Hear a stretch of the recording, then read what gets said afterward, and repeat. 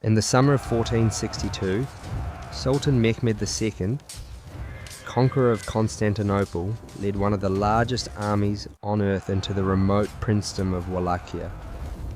He was the most powerful man in the world, fresh from shattering the 1,000-year-old Byzantine Empire. His invasion of the small rebellious state was supposed to be a simple, brutal act of pest control. His target was a disobedient warlord, Prince Vlad III.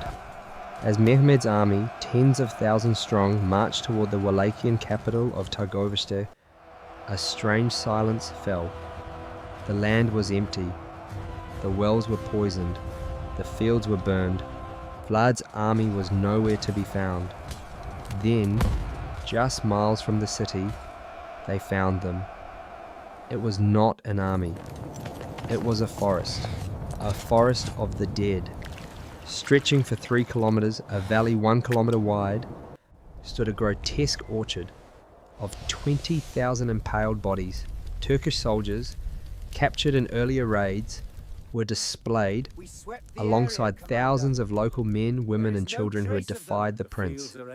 They were left to rot, a horrific, solicit warning, decomposing in the summer heat. At the center, on the tallest stake, was the decomposing body of the captured Turkish commander.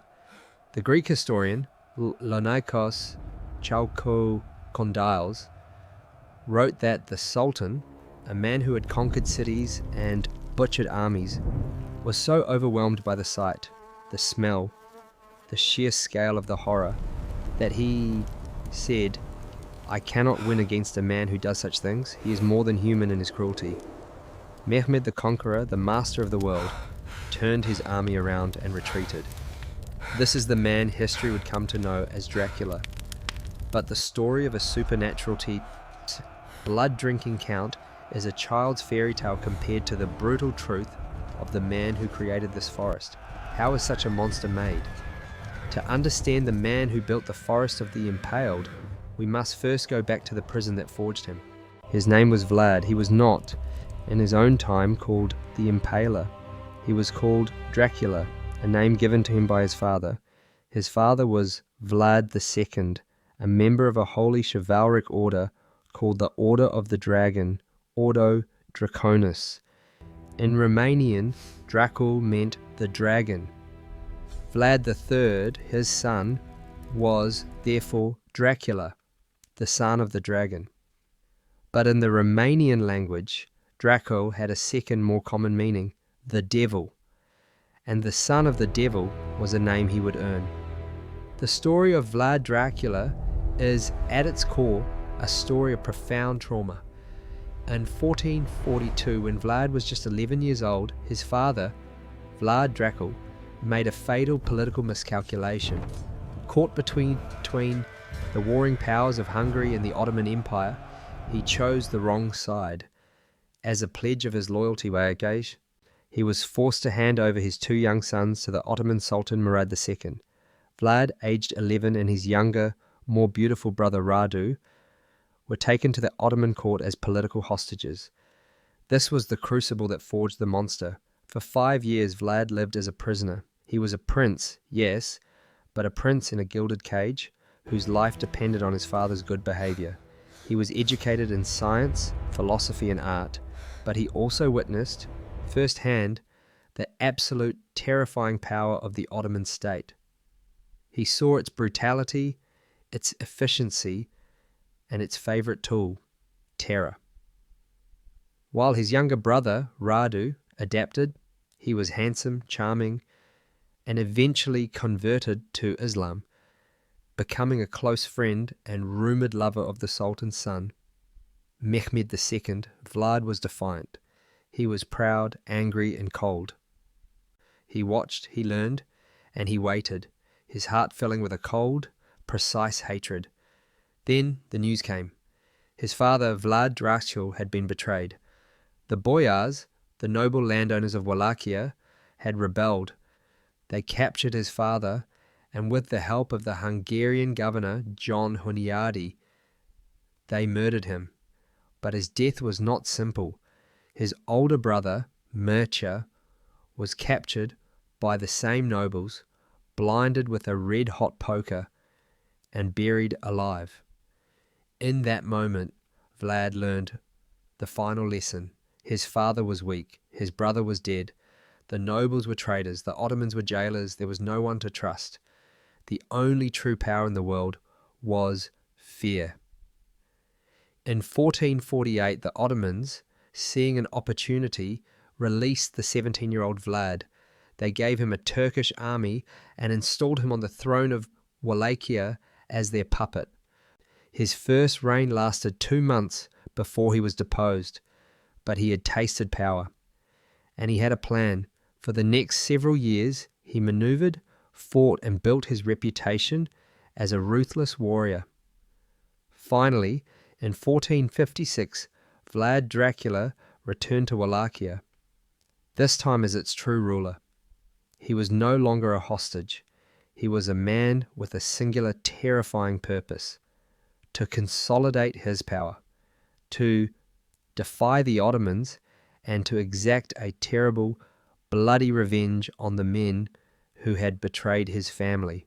His first target, the boyar nobility. Vlad knew the nobles who had murdered his father and brother were still the most powerful men in the kingdom. He bided his time. Then, on Easter Sunday, 1459, he made his move. He invited all the noble families, hundreds of them, to a grand feast at his court in Targoviste. It was a celebration of peace, a new beginning. The nobles arrived in their finest silks, fat and arrogant. In the middle of the feast, Vlad stood up. He asked them one by one a simple question: "How many princes have you known in your lifetime?" The nobles, confused, began to boast. Some had seen 7 princes, some 9. They laughed, admitting how they had unmade and remade the throne for decades. Vlad's face, it is said, remained like stone. He looked at them and said, "Your reigns have ended." At his signal, soldiers stormed the hall. The nobles were disarmed, their families dragged from the tables. The older boyars, the ones directly responsible for his father's murder, were taken outside, still in their fine silks. Vlad ordered them impaled on the spot in the courtyard. The younger, healthier nobles and their families were chained together. They were force-marched 50 miles into the mountains to a remote, ruined fortress overlooking the Argesh River. This was to be his new stronghold, Castle Poenari. Here, Vlad's revenge became a masterwork of systematic cruelty. He forced these men and women, princes, princesses, wealthy landowners, to become his slaves. They were forced to rebuild the fortress, hauling stone up the treacherous mountainside with their bare hands. Historians recorded that they worked in their fine Easter clothes until the silks and velvets literally rotted and fell from their bodies, leaving them to work naked. They worked until they died of exhaustion or fell from the cliffs. They were, quite literally, the foundation of his new fortress. This was the birth of Castle Poenari, Vlad's true Castle Dracula, and it was here that the line between man and monster truly blurred. It was from this fortress that the propaganda against him began. German pamphlets, funded by merchants he had terrorized, told horrifying stories. They claimed Vlad would host morbid dinners in the courtyards of his castles. He would have a table set up in the middle of a forest of his impaled victims. As the men around him groaned in their final agonizing days, Vlad would calmly eat his bread and meat, enjoying the symphony of their suffering. It was written that he would dip his bread in the blood that dripped down from the stakes. This, of course, was almost certainly propaganda, but it was effective propaganda because it was believable. Vlad had created an aura of terror so profound that the story of him drinking blood was not a supernatural leap. It was a political statement. He had become the Impaler, and the stake was his political tool. It is a mistake to think Vlad was a madman, a serial killer indulging a sick fantasy. He was a politician, a brutal, brilliant, and terrifyingly modern politician. The stake was not just torture, it was a tool, a multi-purpose instrument of statecraft. First, it was a tool of absolute order. Vlad was obsessed with creating a new Wallachia, free of the corruption of the boyars and the crime of the commoners. He used the stake to enforce his new morality. The legends, which he likely encouraged, are numerous. He placed a golden cup on the fountain in the main square of his capital and declared that anyone could drink from it. But if it was stolen, the entire city would pay. For his entire reign, the cup was never touched. He was ruthless with lazy farmers, unfaithful wives, and dishonest merchants. When a foreign merchant complained he had been robbed, Vlad impaled the thief. But also the merchant for his carelessness. He demanded absolute terrifying order. Second, the stake was a tool of psychological warfare. It was cheap. It was slow. A victim could live for 2 or 3 days, their body weight slowly pulling them down onto the sharpened, oiled point, which was designed to slide inside the body, missing vital organs until it emerged from the mouth or shoulder. It was a death of unimaginable agony, and most importantly, it was visual. A single executioner could kill a man in a dungeon. But Vlad didn't want a death. He wanted a spectacle. He wanted a 20-foot-high billboard of rotting flesh that warned every visitor, every merchant, and every citizen, this is the price of crossing me. Finally, the stake was a tool of foreign policy. When Ottoman envoys arrived at his court and refused to remove their turbans in his presence, citing religious custom, Vlad praised their devotion. He then ordered the turbans to be strengthened so they might never have to remove them. He had them nailed to the envoys' heads. This was not an act of madness, it was a declaration of war.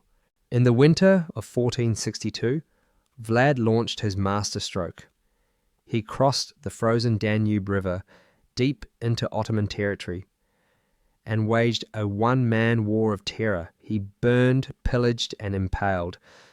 He sent a letter back to the King of Hungary, bragging, "I have killed over 23,000 Turks and Bulgarians, not counting those we burned in their homes." This was the final insult. Sultan Mehmed II, the conqueror of the Byzantine Empire, could not ignore this dog on his border any longer. He amassed a colossal army, the army that would, months later, stare in horror at the forest of the Impaled.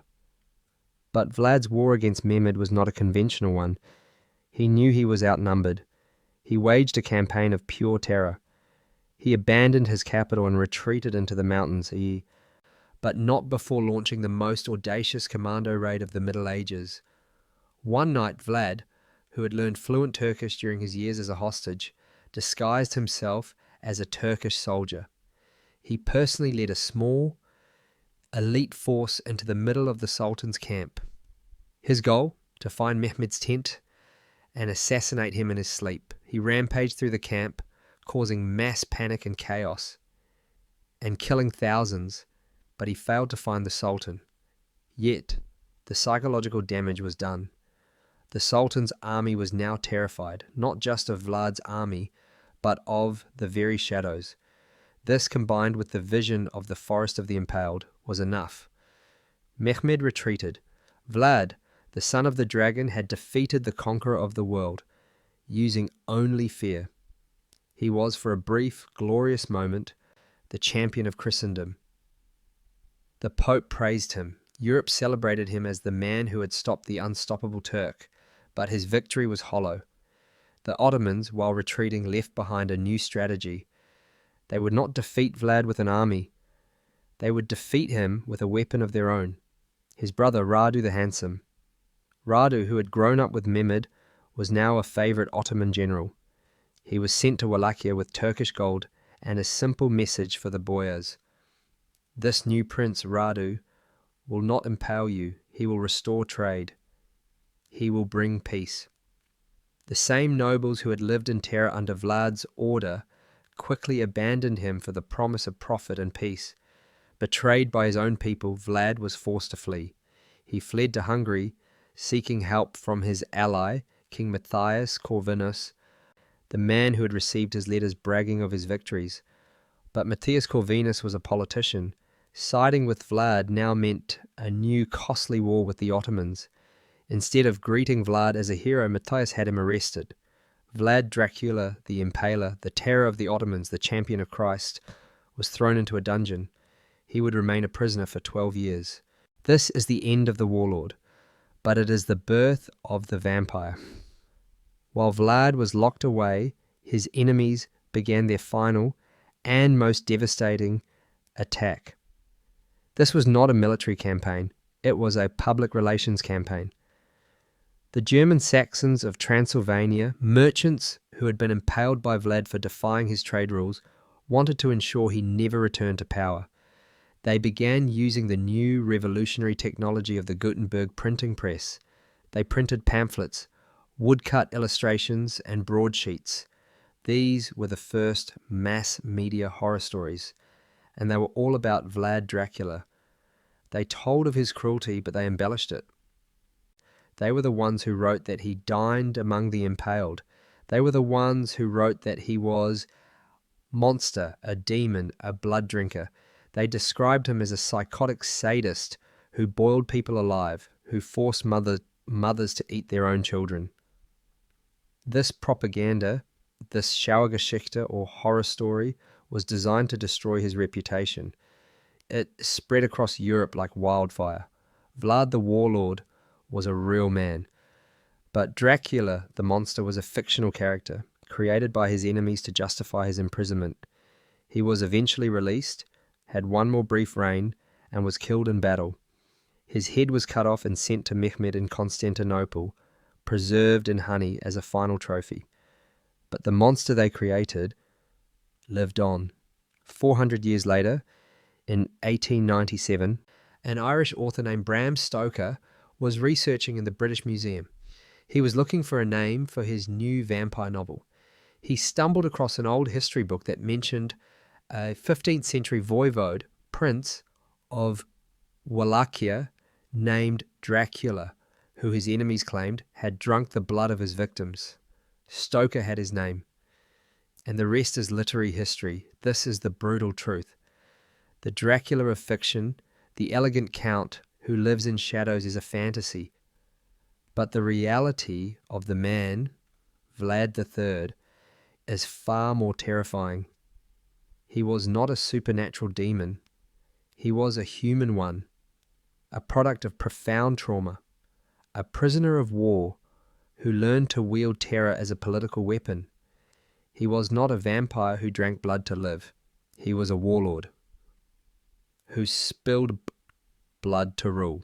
He was a monster, yes, but he was a monster forged by a monstrous world, a dark hero whose brutal methods saved his people even as they damned his soul and gave birth to history's greatest legend.